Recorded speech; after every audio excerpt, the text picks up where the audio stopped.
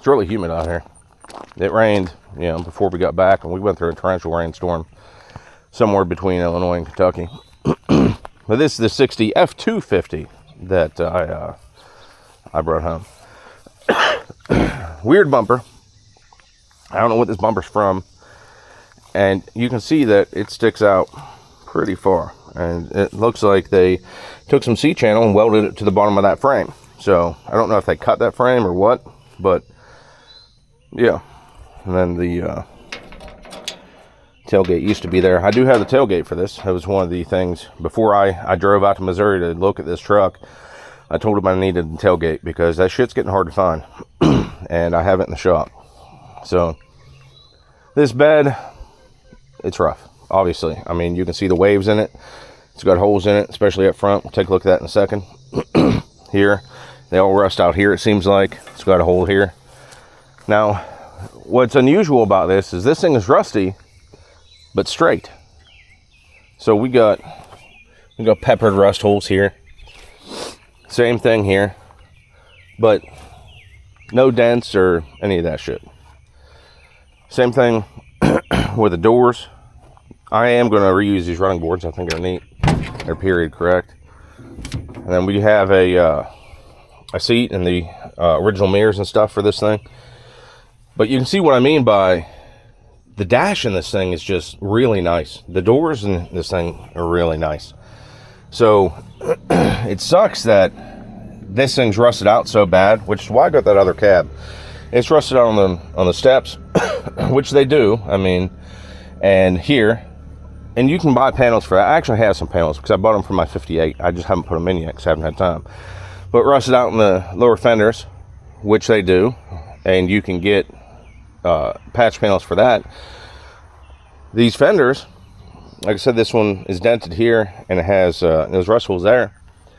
Those fenders up there don't have any of that. They're not dented and they're not rusted. This one has a 390 FE in it, 4-speed. 390's locked up. I haven't taken it out, haven't looked at it. Like I said, I just got this last Saturday. But pretty clean truck. This is the only rust up here. A little bit in that grill, which, I mean, it's no big deal. This hood's Bondoed. I think this is a different hood than the one that's up there. We'll have to go up and take a look, because I think the one up there didn't have these ridges. It had the like the scallop and then the lines in it, like my 58 does. Got both wipers on this thing. Got that cool as hell spotlight there. This fender, straight. Big old hole. This door, except for this here, where it looks like somebody caught it, closing it, and a little bit of rust, is in good shape. But this side is even worse for the floor. But this cab, like I said, it seems like it was, I mean, it's not going to go through a flood or anything, but it just rained here not long ago, and there's no water in here. So I don't know what the cause of this thing rusting out was, unless they had the hood open and it was coming in through there. But we got the 8-track in here. We got the brake assembly. We have whatever this is. It looks like a mic for a CB. I don't see the CB or anything. Has magic air, some bullshit old gauges. Has the original radio. So this was talking about with that other one up there, that other 60.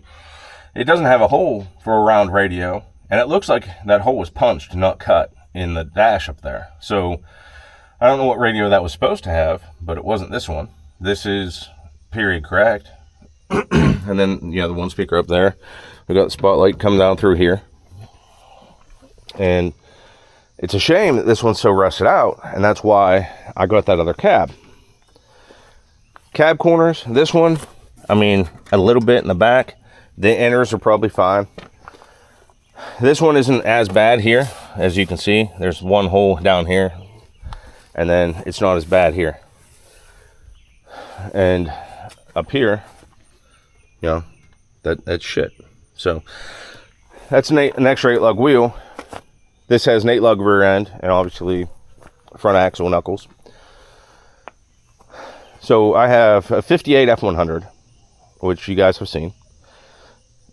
runs, drives. I got 4 big projects for it, and now I'm going to consider it done so I can work on this thing.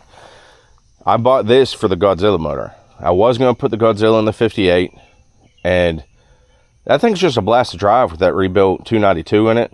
I'm going to put a T5 in it, and everybody loves that truck for whatever reason. So I'm going to leave it the way it was, the way it is, other than, you know, the upgrades and stuff I've planned. This one has a bench seat in it. Since I'm putting the Godzilla motor in this, I'm not going to use this bench seat. But I have this bench seat, and I have the bench seat from my 58. And I got a guy, I found someone, you probably seen my previous videos, I was bitching because I couldn't find somebody to redo the seats and shit. Found a guy. He actually moved here not long ago from Wisconsin. So I think he said around $500 to redo the seats, and that's not bad. I don't know what these seats are, what they're worth, but I figure if I do anything with that truck up there, and we'll talk about that in a minute, but I could use one of these bench seats in it. This has the gas tank. I just put this new cap on here because we lost that one in Missouri. That's how fine the roads are. And it's got this cool toolbox. And you can see right here where this strip goes the whole way across. And that's where the tank mounts. The straps come up and they mount right there. So I don't know why somebody will cut that out of that old cab. But that was the original plan when I went out to Missouri today. And that truck is just so clean that I hate to part it out. And there's something wrong with me in my brain that I'm thinking maybe I take the fenders off that one and put it on here, right? Fix these fenders and put it on there. And the only reason I'm thinking about doing that is because I want this old patina. I want, that one has the red fenders. This one has red fenders. That cab up there has the red and white, just like this one does. That bed's blue. I wasn't sure what I was going to do with that, because I like step-side beds. I don't know why. And yes, I know step-side is a fucking Chevy term, and I don't care. It steps on the fucking side. It's a step-side. And I was going to put that on here with the Godzilla motor, but it's blue, man. I was talking to my buddy Jake about that, and I think I might leave it blue and put white stars on it. So it'd be red, white, and blue. Thought that might be kind of cool. It would definitely be unique. That one has the Timken axles in it. They have like 3 different gear sets available, and they're all deep gears. So nobody wants them, as far as I know. If they're valuable, let me know, and I'll get rid of them. But I was going to put a Mustang 2 in the front of this and a 9-inch in the back of it. I could take this 390 4-speed, probably the drive shaft, the front and rear axles out of this thing, and put them in that F250. Now, this isn't a dually rear end. I don't know how much that matters. I don't know what it would cost me to find one. And it doesn't really matter if it's period correct, as long as the bolt pattern is the same, as far as I'm concerned. But should I build that F350 flatbed also? Like, is there something wrong with me? Like, hopefully the F100 will be done soon. This, I'm going to take my time on. I'm planning on spending 2 to 3 years getting this thing burning right. The inside of this cab is so nice. It's why I hate to do the floors in it. Like, I'll have $2,000 in sheet metal on this thing. I know, because I bought $2,000 in sheet metal for that 58 that I haven't put in there yet.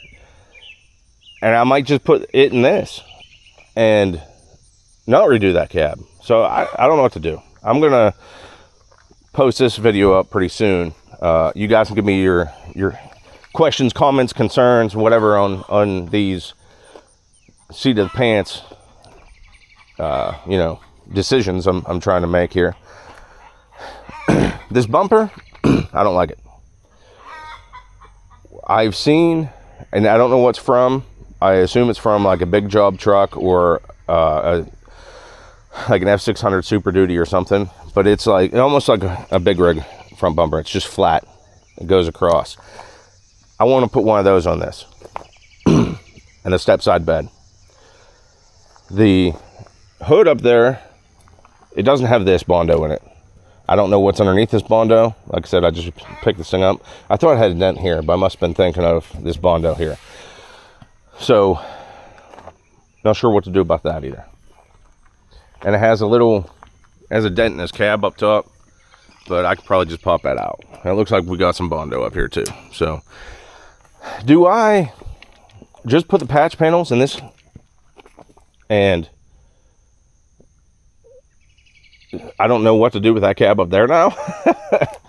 Or do I rebuild that cab, make it nice, and put it on here? There's some stuff that I'd have to add.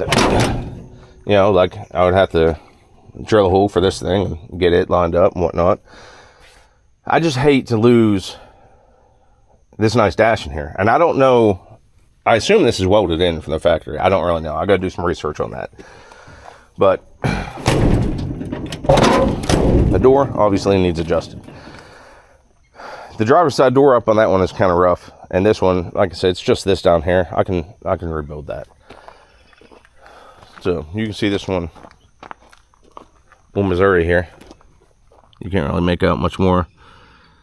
Safety inspected in Missouri, man. You can't really see a year because it's dirty. But last time this one was on the road, August 98, dude, in Missouri. Both last on the road in 98. Let me walk back up there and we'll talk about that for a little bit.